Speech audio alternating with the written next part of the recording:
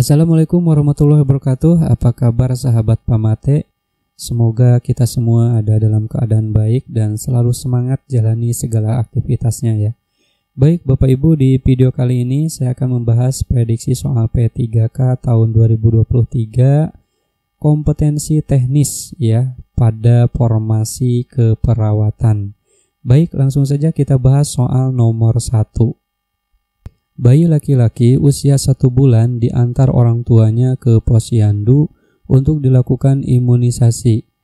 Hasil pengkajian, orang tua mengatakan bayinya lahir di rumah dengan bantuan bidan dan telah mendapat imunisasi HBO.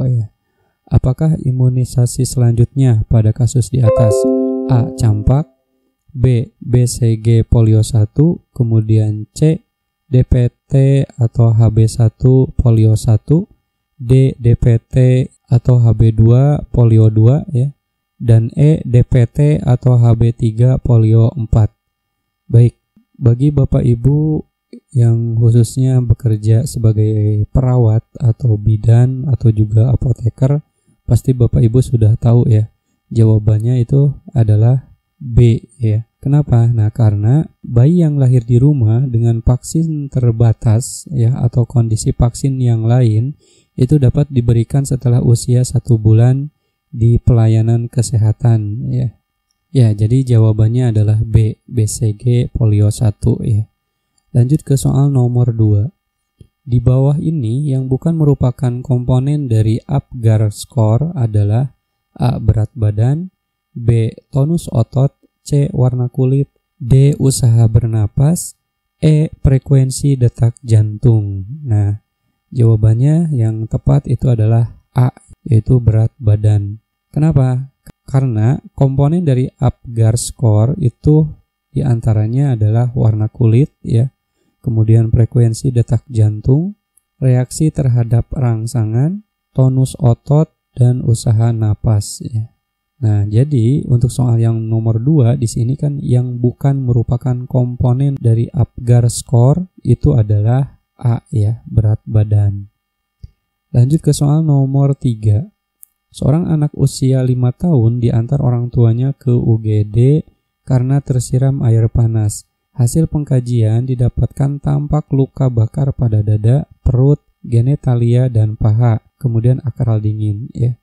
Nah, orang tua sangat panik dengan kejadian yang menimpa anaknya.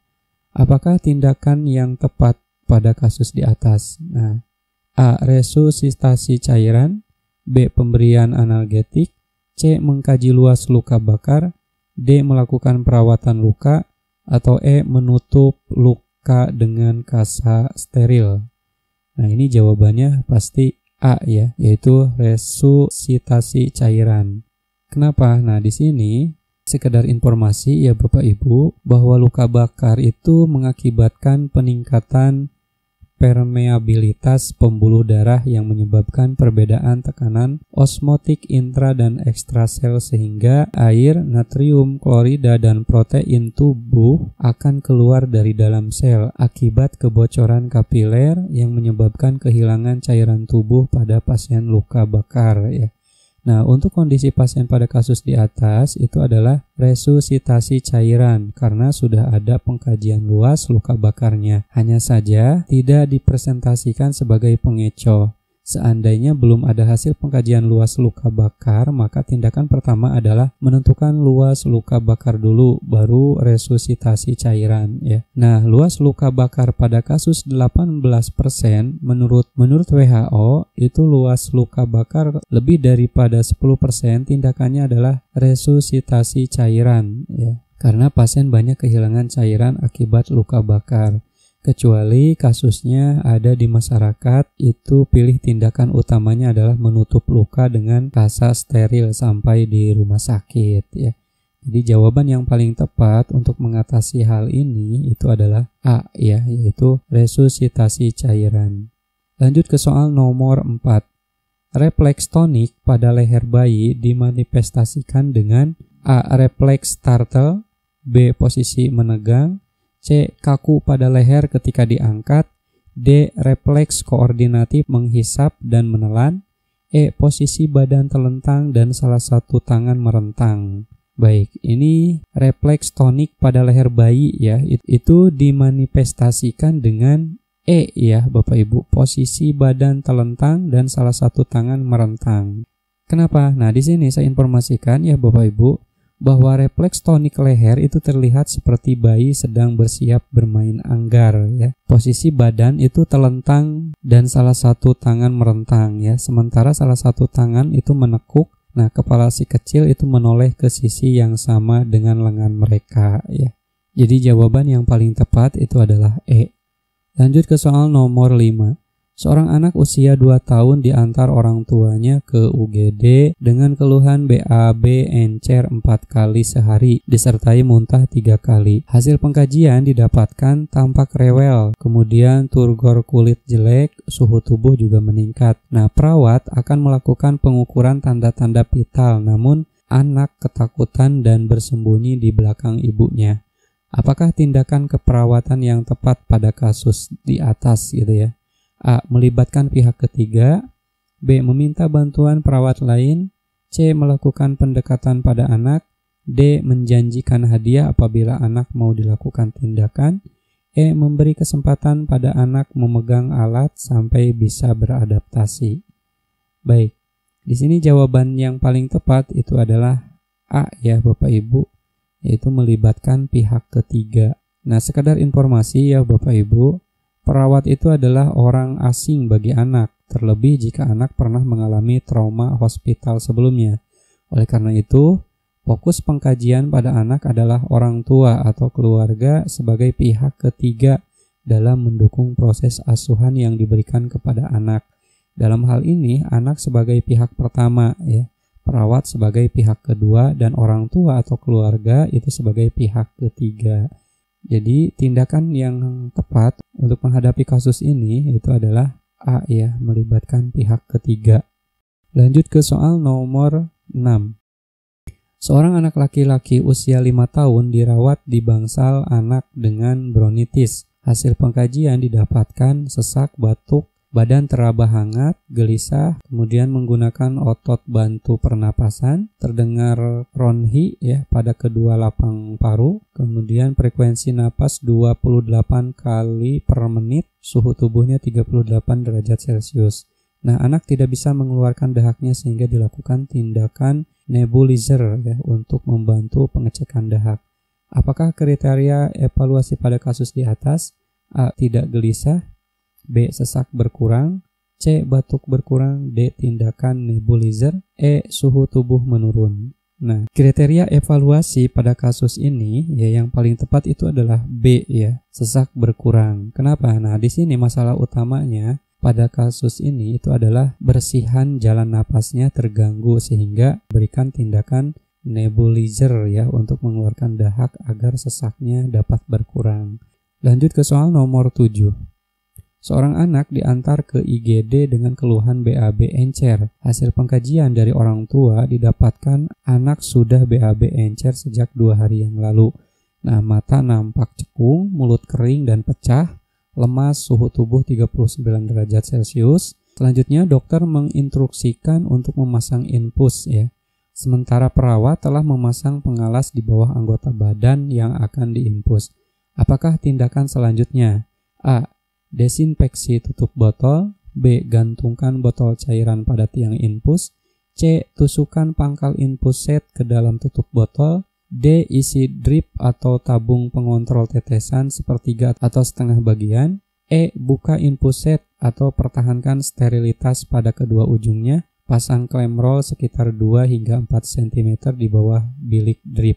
Baik Bapak Ibu, sekedar informasi ya.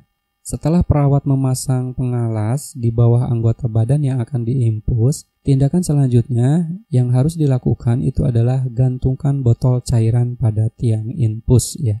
Jadi jawaban yang tepat untuk soal nomor 7 itu adalah B. Lanjut ke soal nomor 8. Seorang perempuan usia 55 tahun datang ke IGD dengan keluhan nyeri pada sendi lutut. Hasil pengkajian didapatkan nyeri dirasakan sejak 2 minggu yang lalu. Sering terjadi pada pagi hari, memberat saat digerakkan dan ibu jari berwarna kemerahan. Skala nyeri 6 ya. TD 140/80 mmHg ya, frekuensi nadinya 84 kali per menit. Kemudian frekuensi napasnya 16 kali per menit dan suhunya 37 derajat Celcius. Apakah data yang bisa melengkapi pengkajian nyeri pada kasus tersebut? A. Time, B. Quality, C. Region, D. Severity, ya, E. Provokatif. Baik, saya informasikan di sini ya Bapak Ibu, untuk time sendiri ini kapan nyeri timbul ya. Kemudian quality itu adalah kualitas nyeri seperti apa gitu ya. Kemudian region itu bagian tubuh yang nyeri. Selanjutnya severity itu adalah skala nyeri ya.